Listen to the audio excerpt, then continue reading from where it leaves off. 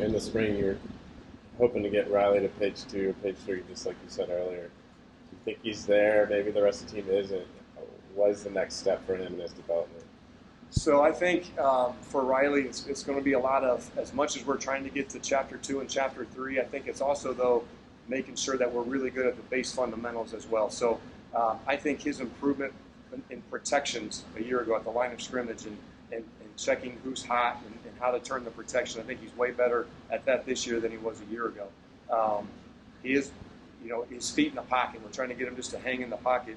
He's such an athletic kid. We don't want him just to necessarily drift and bounce and run all over the place. So those two things I think he's really paid special attention to take his game to another level.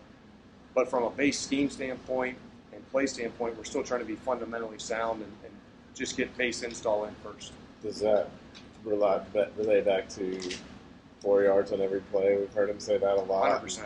Is that a new mantra for this year? Were you preaching that last week? No, yeah, for sure. I don't know that it's new. I think Coach Elko is one of the best I've ever been around in teaching our players and our team situational football and how to play the game and how to stay on schedule.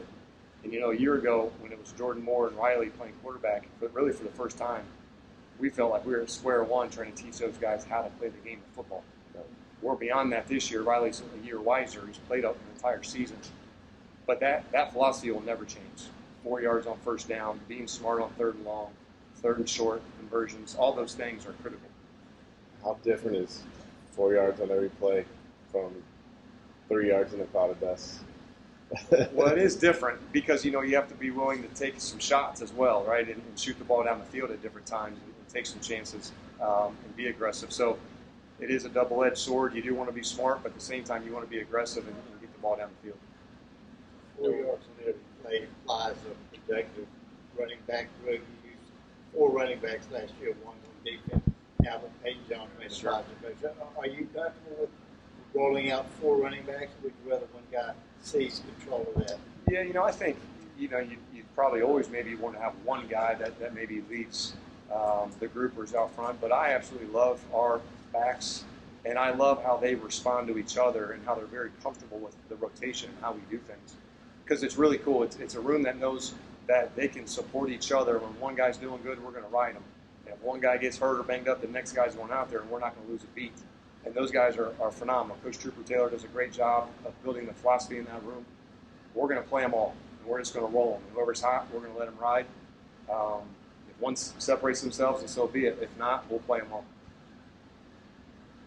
It's 5 practices in. Do you have any freshmen on offense that you're looking at having popped so far that it's like not be redshirted? I think it's early for that, but I would say I really like our freshman class. I'll just leave it at that. I mean, I think that our skill positions they're all showing up, and we're giving them chances. We're giving them reps, really with the 2s and 3s to see what they can do. And they're at a point right now where this is the hardest thing they've ever done in their lives. So they really want to stop and just go back home right now. But we're not going to let them. We're going to keep pushing them because they're a very talented group. So I do expect to see some freshmen on the field. I don't know exactly who quite yet. There will be some of them out there. Well, the freshmen who showed up early in the spring, are they significantly ahead of the ones who are just showing up now? Significantly, 1,000%. Because now it's their second time going through it. You almost look at them as second-year players, even though they're not. That's what you feel like you've been around them so much. They're a second-year player. Anything else for Coach Jones?